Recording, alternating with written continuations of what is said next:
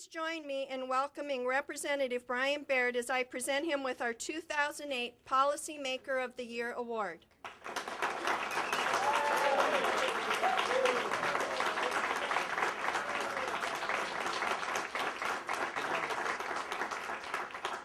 Well, I'm very, very honored to receive this award, and you're in luck because there are votes on, so the speeches have to be short.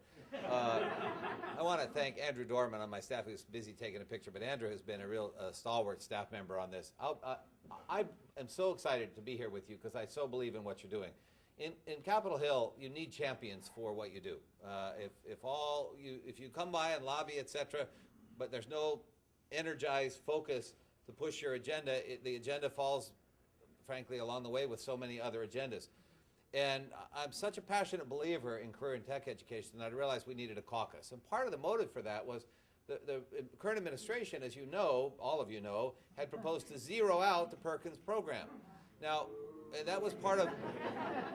Now, I serve on the Budget Committee, and they justified this on their performance assessment ratings tool. I think it is their PART program. And to understand, so they said, oh, well, it's not an effective program.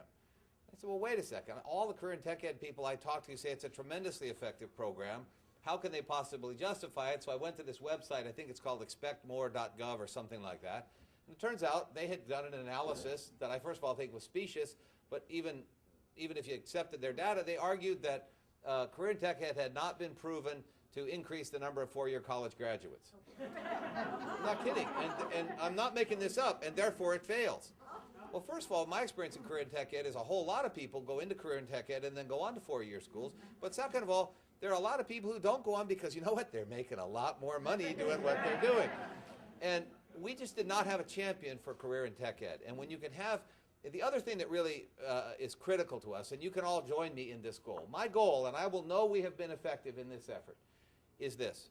When presidential candidates on both sides and candidates for Congress and candidates for Senate say, and incumbents no longer say simply, we are going to make college education more affordable and available for all Americans, but they add the words college and career and technical education more affordable and available for all Americans. Then we will succeed.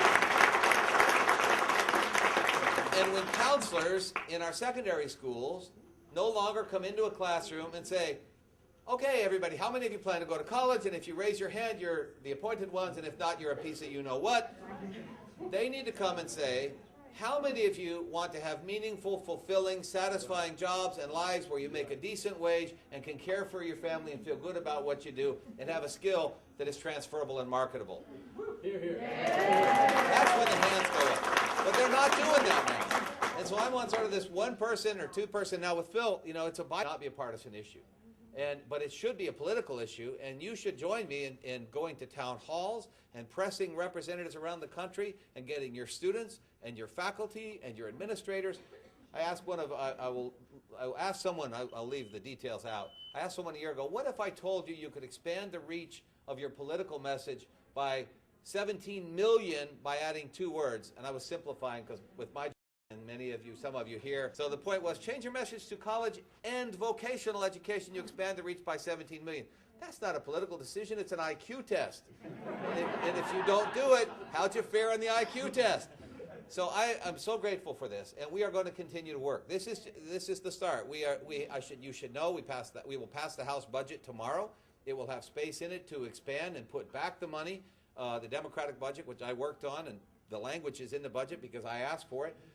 To expand and restore Perkins funding. Now, we'll still have to get the appropriators to do that, but I intend to continue to make this an issue, and we will do everything possible we can. I visit career and tech schools throughout my district. I'm so honored to have some folks friends from my state here.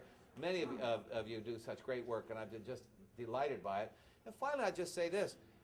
As a former college department chair, I have great respect for college education and for the value of liberal arts education. But as I travel my district, it is fairly rare that an employer comes up to me and says, Congressman, what we desperately need is another liberal arts major. What they tend to say is, I need a diesel mechanic, I need a dental hygienist, I need somebody who can run x-rays, I need somebody who can pull wire, I need somebody who can nail boards, etc., etc.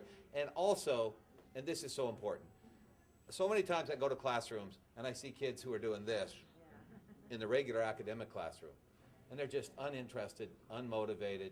And then you see them a half hour later, because I'll tour the whole school, same kid I just saw, and now they're in the wood shop, and whereas the Pythagorean theorem, a squared plus b squared equals c squared, made no sense to them whatsoever, now they suddenly realize vertical, horizontal, roof, a squared, b squared equals the length of the roof. Now I know how long to cut the board. Suddenly math is of interest. It is so fundamental to our educational system. It has been severely restricted over the last number of years, and you folks and myself in the Congress and our caucus are going to lead the effort to put this back into the priority it should be for the sake of our kids, for the sake of our economy, and for the sake of jobs. So thank you for letting me be here. I'm very honored to receive this, and I'm grateful. Thank you.